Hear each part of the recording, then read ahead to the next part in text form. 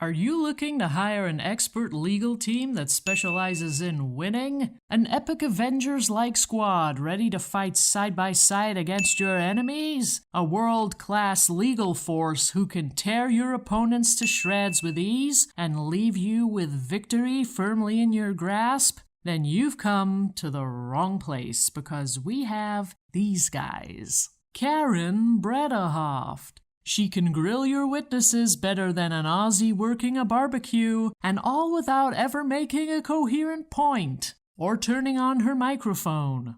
Did you bring the muffins? Who brought the muffins? Do you know the Muffin Man? So you confess, there is gluten in the muffins. Why were the muffins there, damn it? Do you always buy celebrities' muffins? I'm gonna burn Hollywood to the ground, and I'm gonna use your muffins to do it. What if anything muffins? You can't handle the chocolate chips. Hearsay Rottenborn. Overbearing, arrogant, and petulant.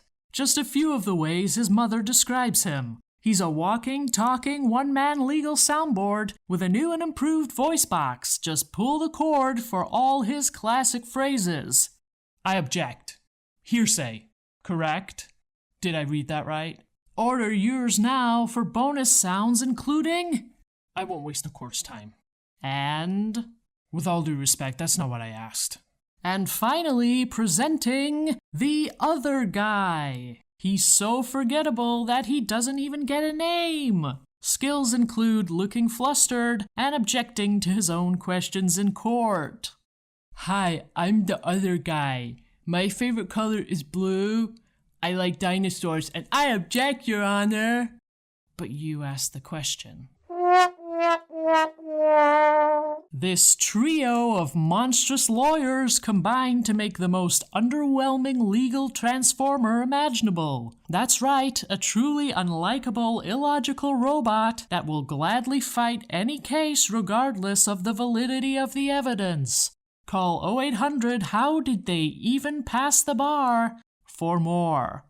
Now let's head back to the courtroom where Miss Turd's testimony is about to begin.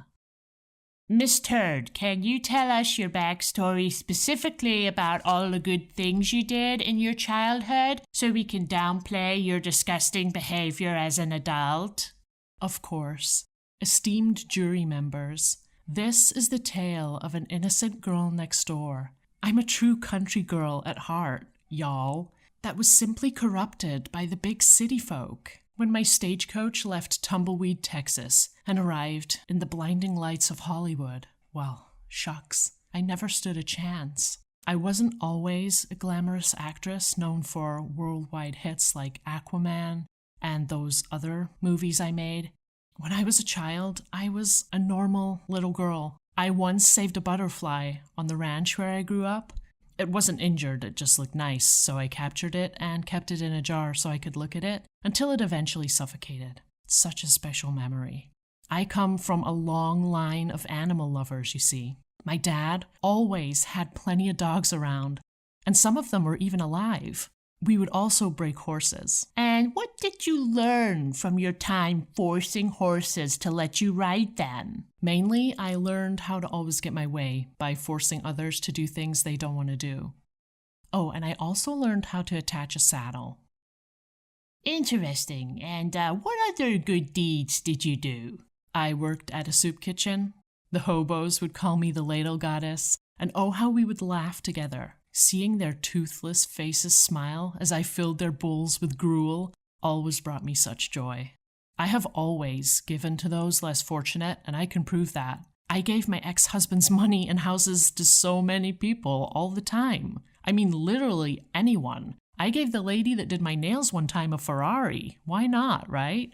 I also learned some basic sign language growing up, so I could better communicate my road rage with other drivers and pedestrians. So all around, I was a model child. And by that, I mean I modeled as a child. And Miss Turd, how did you become an actress in Hollywood? Well, I have always had a flair for the dramatic. I mean, I know we all exaggerate and lie for fun on a daily basis to spice things up, but it just always came so naturally to me. I felt like it was either acting or being a lawyer, and I really did not want to get a disgusting haircut like yours, Karen. So I went into acting instead. Understandable, of course. Please continue. Yeah, so I started auditioning and would walk 42 miles barefoot around Hollywood, dodging ground needles and knocking on doors. That's how determined I was to make it in this business. I was a girl with a dream.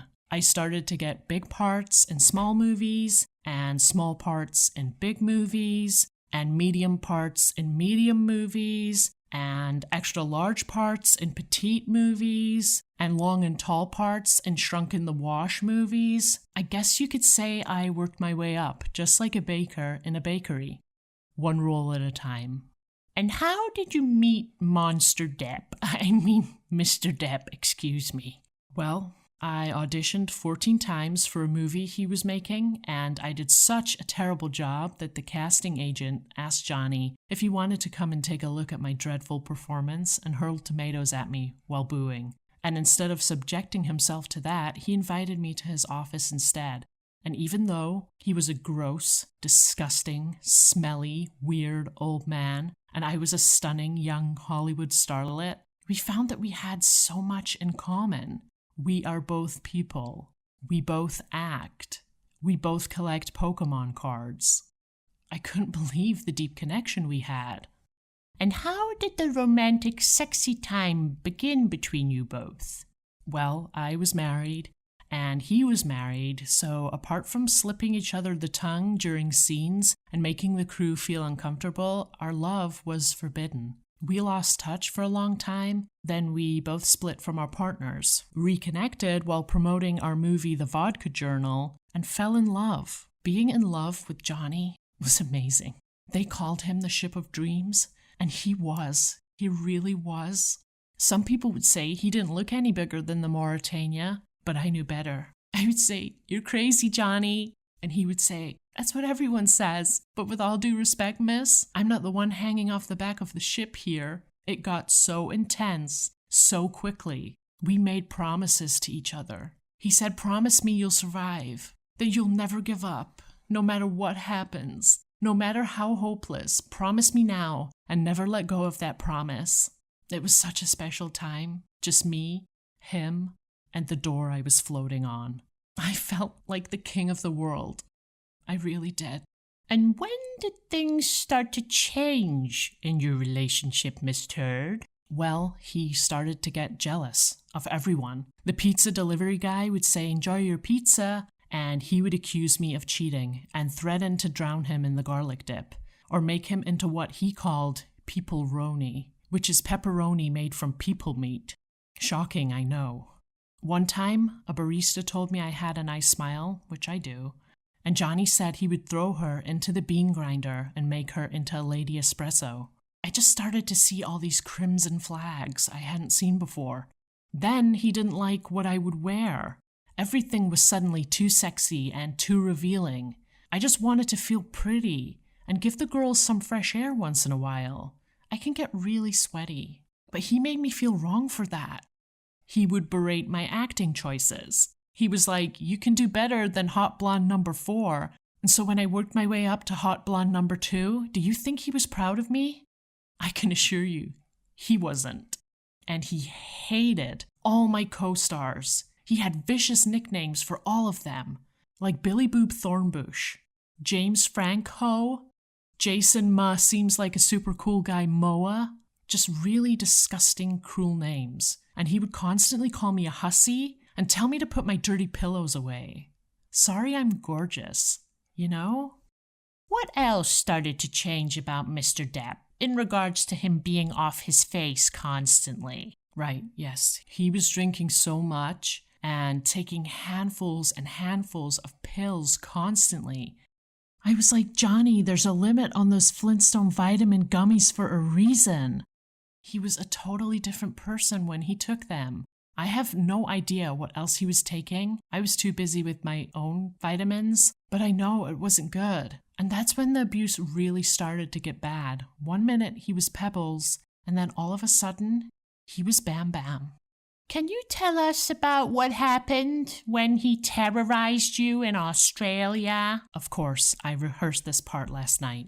I heard this shouting and screaming, like wild animal noises or something.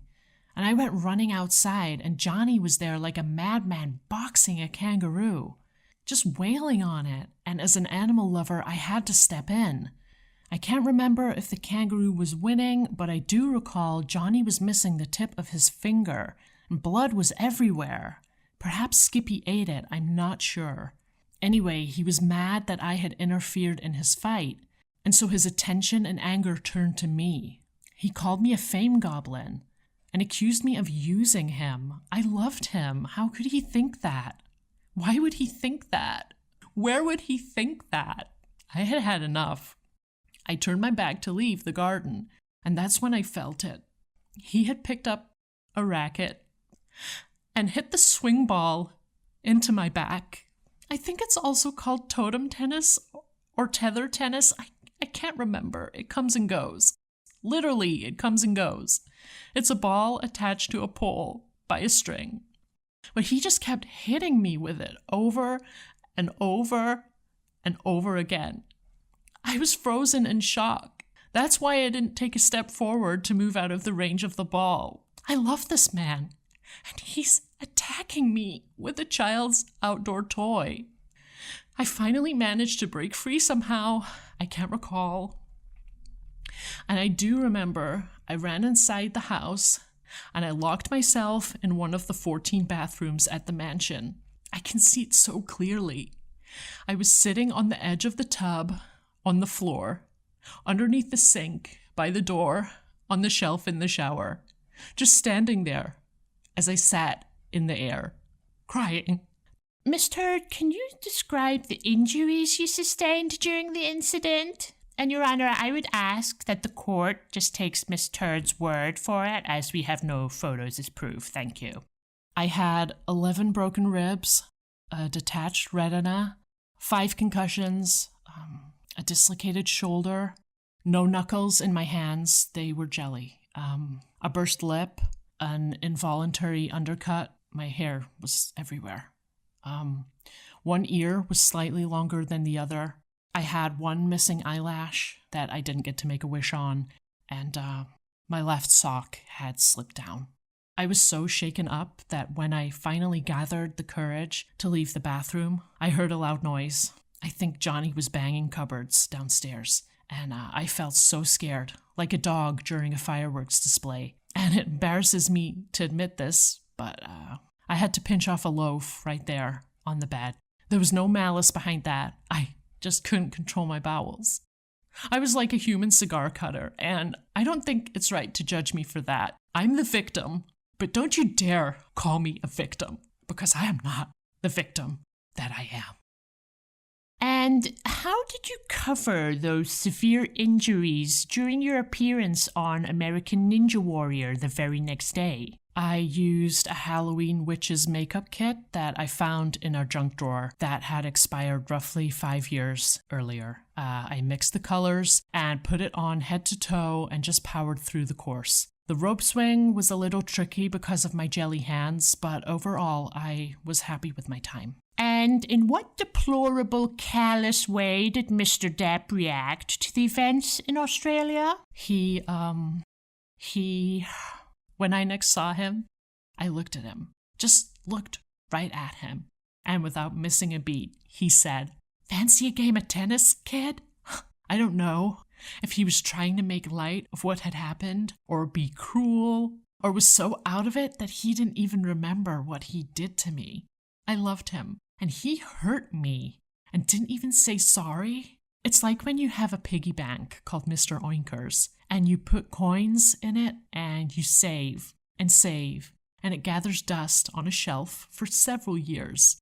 And then one day, you're moving house, and you stumble across your piggy bank, and you're like, oh yeah, I forgot you existed. And you open it, and there's $4 in loose change inside, and a rogue paperclip. How did that get in there? It's so weird. I didn't put that in there. And then there's a couple of euros from when you were traveling, and you're probably never going to spend them, but you keep them anyway because it feels like an exotic coin to you. You don't see that every day. And it's kind of like treasure, you know? So yeah, basically, he ruined my life. And now it's time for me to give the greatest performance of my career, to get revenge. Even better than the performance I gave in that one film I did with Nicolas Cage that one time where there was a car and I think a demon. I don't remember. I don't recall. Thank you, Miss Turd. Thank you. Your Honor, I think this is a good place to take our muffin break.